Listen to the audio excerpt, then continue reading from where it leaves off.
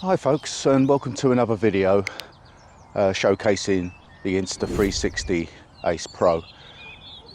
This is only going to be a short video. I'm not going for a long walk, and this is primarily just to check out some of the settings. This is my first time out with the camera, so what I'll be doing, I'll be testing it out 30 frames per second in different modes: standard, sharpness, standard, high, low. I'm going to try out the clarity zoom. I'm going to check out 60 frames per second, and I'm going to try and get down by the river near the weir and do 120 frames per second. So I'm just going to mix it up a bit, see what I get, and then get a final video up for you to try and show the camera. It's quite an overcast day, which is typical for England, really, Kent in England. So 90% of the videos I've seen online are all in sort of places like Florida, exotic places by the sea in bright sunshine, and the camera looks great. So let's see what it looks like when we're in a lot sort of duller conditions. And as I get down further by the river, it'll be quite overshadowed by trees, so it should get darker. So I may, even though it's daytime, try the pure shot, because all the pure shot I'm seeing is nighttime shots. They're not doing dull daytime shots. So anyway, without further ado, let's crack on with the video. Well, as I walk back towards the car, I'm going to leave my bag in the car, because most of this will be driving to locations and then filming from there. But you can see how dull it is, and I'm looking at the screen and it certainly looks dull on the rear viewer. But what I'm going to do, you're going to get the footage as it is. I'm not going to play around with it in post-production. I'm literally going to put this video up as it is, because that would basically be cheating if I started altering the colour and the saturation, etc. So you'll get it raw, straight out the camera. Our first stop is Halton Kirby Weir. What I'm going to do, I'm going to try the clarity zoom there and record it in 30 frames per second, 60 and 120. You can hear the weir in the background. So this is at 30 frames per second with the sharpness on high. I'm now going to try the clarities.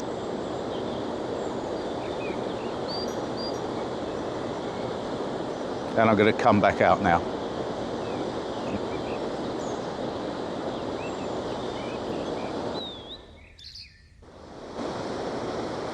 I'm now recording at 60 frames per second. And in a moment I'll try the clarity zoom.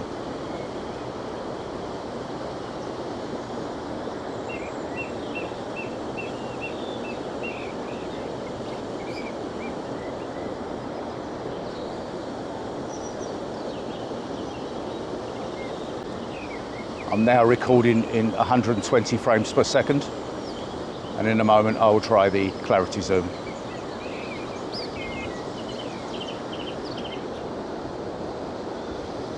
You can't use the clarity zoom on 120 frames per second, so live and learn. Well, I've just left Westminster Fields car park, and I'm taking a little walk down to my local church and get some shots there. I'm back in 30 frames per second, 4K.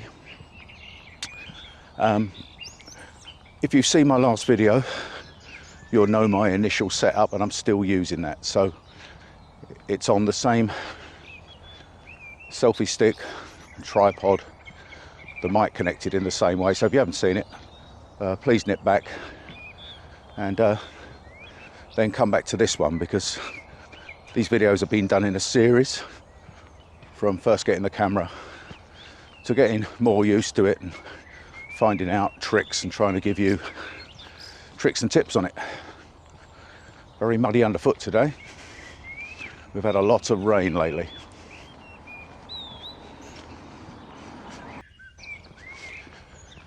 Well, as you can see, I've run out of pavement, but it's only about 100 metres to the church. So as I said, we're in 4K 30. We're in standard colour or standard video. Can't remember my stabilisation setting. I'll see if I can put that on the screen below. And we're in medium sharpness. So when I get to the church, I'm going to get across the road from the church, get my camera on the tripod, get a 10-second clip of the church from the distance I'm at, and then switch to 2x zoom, the clarity zoom. There's my mate Robin's house, the White House, and the church is next door. How is the stabilisation as I'm walking? Nice and quiet out here this morning. It's a Tuesday morning, just after the bank holiday. A few people out walking, but all in all quite quiet, other than a big lorry coming in, as they do, cutting through the village. Right, I'm now going to go to clarity zoom.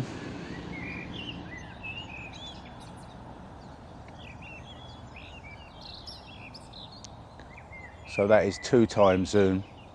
As the camera has an 8K facility and I'm in 4K, if I zoom in 2x, it's relatively lossless. They say it's still 4K, but it's bound to lose a tiny bit of definition, but hopefully not a lot.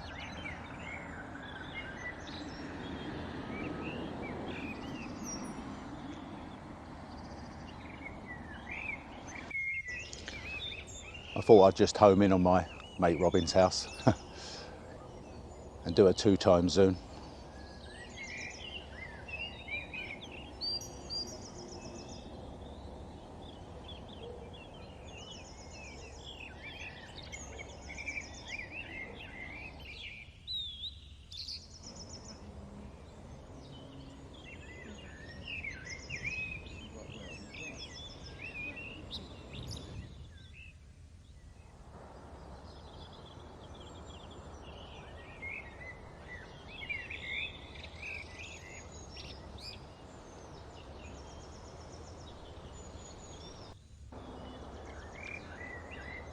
I'm just going to try and zoom in on Robin's sign.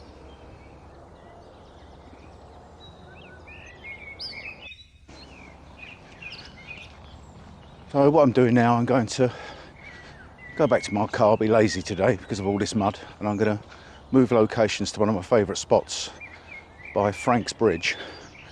And again, check out the frame rates. Walk down the path a bit, and then what I'm going to do, I'm going to switch out the sharpness to low, medium and high, and be interesting to see what the difference is when I get it back on the computer. I'll also be trying the pure video mode because it's very overcast, and we'll see if that makes any difference during the daylight.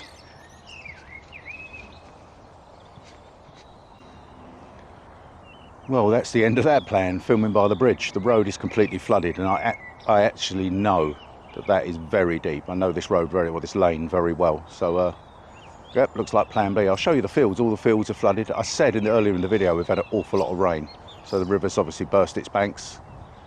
And without wellies, it's not really doable today, but I'll get the best footage I can. I'll get back to you in a moment. Well, there you go, the field has become a lake. We have lots of ducks and geese on it. Just zooming in on the clarity zoom. Take a quick pan around. My old friend the GGs that I come down and stroke now and again.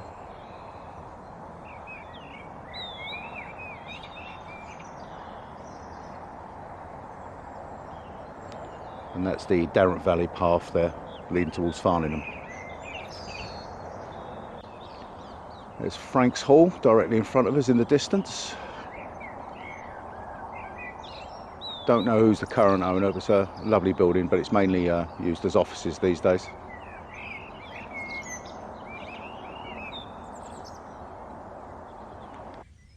It's a shame that I couldn't get down to the Franks Lane Bridge and film the weir down there. I could have got some lovely 120 frames per second shots, or got it into slow-mo mode, but I'll save that for another video. It's not a problem. I've got quite a lot of kit coming. I've got quite a few lenses already, macro lenses, a CPL lens, other things I want to try out with this camera. At the moment you're just on the the camera's own lens. I want to see how that works before I start sticking lenses on it. And in the backdrop here, we've got the paper mill chimney. I don't know how clear that is. Church is down that way where we were earlier, and there's Halton Kirby Viaduct. So got the sun behind the camera now, still lots of dirty clouds, but as you can see, blue sky in front. So we're getting all sorts of different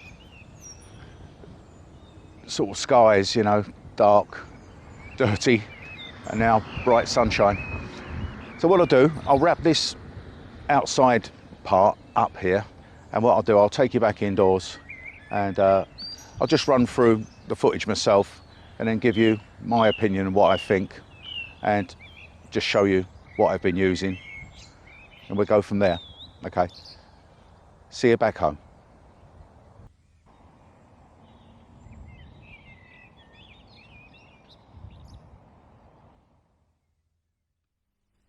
I'm back home now. Bit disappointed that I didn't get the videoing done and the tests done down by the Weir at Franks Lane Bridge, but that's for another video. I was out quite a while. I've not got an awful lot of footage, but it's one of those days where I was out and I bumped into a lot of friends walking their dogs, and I ended up speaking to one guy who I know quite well, hadn't seen for a while.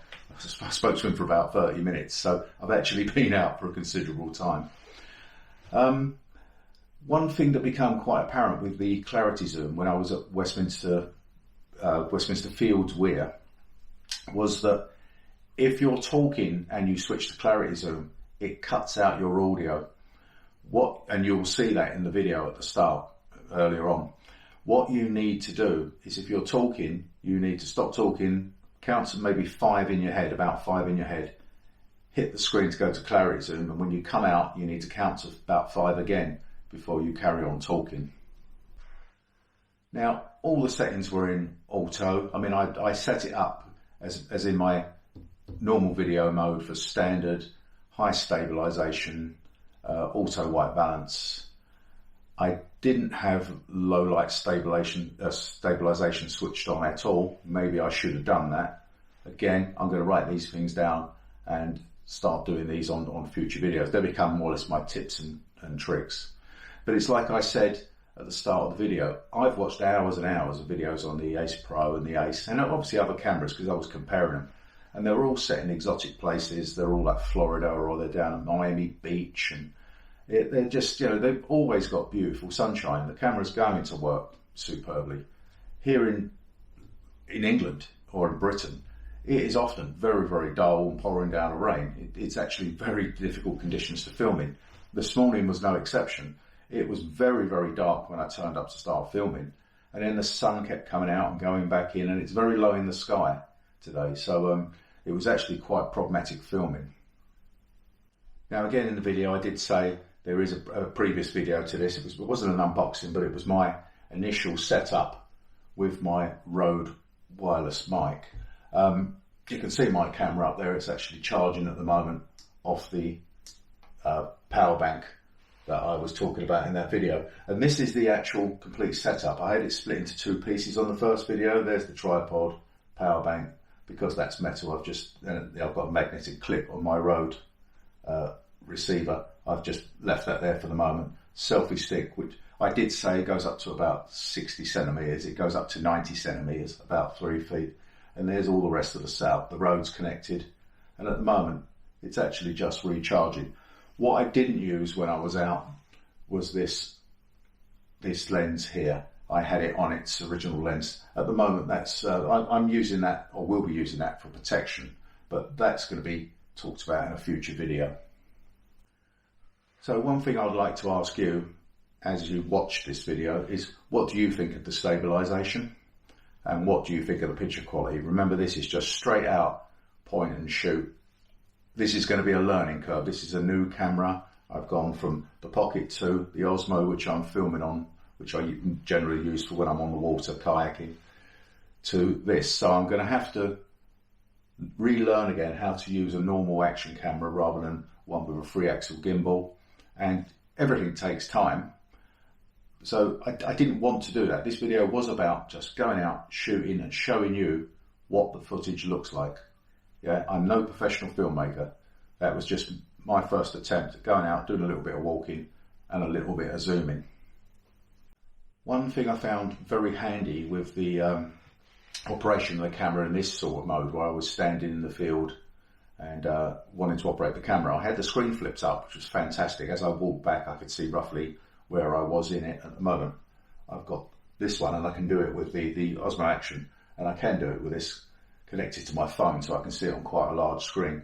But what I did use to actually start and stop recording was this Insta360 remote. It's not the new one with the screen where you can actually monitor what you're recording. This is the one I bought and I use with my X3, but it's compatible with this. So it's coming in very useful. No doubt I'll buy the one with the screen in the future, but for now, this can be on my wrist or in my pocket and I can just operate the camera remotely.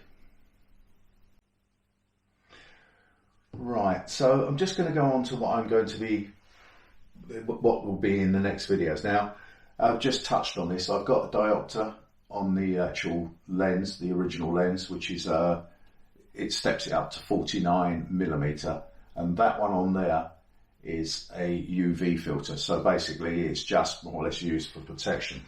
That's one of these. I've also already got a CPL filter, polarized CPL filter, so I wasn't going to use it today, but I want to go down to that Franks Lane Bridge and try and sort of use it on the water to see if I can reduce the glare. That'd be a great place to do that. I've also got a set of 3 macro, I think it's 3 or maybe 4 macro filters. That is mainly to address this issue of videoing up close. I have an opinion on that. I'll go into that a bit in a minute. I use my Rode wireless today, but I have a Boya mic, a new Boya mic, which is a BY-M100. It's a TRS connection. That's actually, I'm using that on the Osmo at the moment because I normally use the Rode, but I thought, well, I'll leave the Rode. I wanted to show you my setup, so I'm using that at the moment. So what do you think of that little mic and the sound quality? Obviously, it's indoors. Now back to the topic of the minimum focus distance. Insta have said that this camera's minimum focus distance is around about 45 centimeters, which I believe is about 1.5 feet. There's been lots of videos over the months calling this camera rubbish and also saying, you know, the one major flaw with the camera. And what that is they're saying that your face is out of focus when you're holding the camera close to your face. Some are saying that it's over 60 centimeters, which is 2 feet, and some are saying it's even further away. I've got my own opinion on that. Basically, even I sort of thought, oh my word, you know, the camera's all out of focus, it's a piece of rubbish. Then I suddenly thought, hold on. All the video I do, I don't hold the camera less than 60 centimeters away from me. It's, and I look at some of these videos and these people have got the camera right in their face. I mean, I actually don't want to see that. I'm not that vain that I need the camera stuck right up my nostrils. So if I'm talking to camera, I've normally got it out on the selfie stick and it's normally at least maybe 3 feet away from me. Or I do this sort of thing where I'm in a field and I can move backwards and forwards towards the camera. So if I will nearly always be over 60 centimeters away from the camera. And if I want, I can use clarity zoom, or in post-production, I can zoom in. Now, saying that, a few people have come up with a fix. There's been lots of videos about that. And what that is, going back to the diopter, is that you fit the diopter and you fit a macro lens on. So what you then do is, I think most people are saying round about ×2 for about 30 centimeters to 60 centimeters. Some are saying ×4. Well, I've got a set of them now. So I will be trying that out. I will be testing it out. And also what that does is if you're quite close to the camera, you will bring your face in focus, or you in focus, and it will put the background blur in, which actually a lot of people like. It doesn't particularly bother me, certainly not when I'm out, but that's what a lot of people like. This said, I've not bought the macro filters for that purpose. I've bought it for if I'm out in the summer and there's beautiful gardens and beautiful plants and flowers. I've got the macro lenses to actually get shots, to get up close, even though I'm slightly further away, to the actual plants. I'll be trying to use them in nature, not to get a perfect frame of my face. But that's just my opinion. But like I said, I have got the macro lenses. I will try that out in a future video, as I will be testing all the other lenses out, and then I will show it again, you know, using the macro lenses the way I intend to use them on flowers and scenery. So the next few videos over the next few weeks will probably be still getting used to the Insta360 Ace Pro. So I will be carrying on this, like I said, filters, this filter there, just to make sure there's no loss of quality when that's on. And I'll just keep them going. Obviously in between I want to start getting out on my walks again, but as I said earlier, don't want to keep repeating myself, I need to get used to this camera before I start going out on, you know, long walks. I don't want to come back with a load of rubbish footage, but at the moment I'm quite pleased with it. There's things already I know the settings I need to adjust, but for now I'm going to carry on just using it in auto and doing these tests till I'm very familiar with the camera. I hope you found this video informative. Slightly different from all the studio-based one with AI backgrounds and beautiful sunshine. It's this is real. This is, you know, where I live, and this is the sort of weather conditions we get and what we have to put up with. So if you have enjoyed the video, please give it a thumbs up.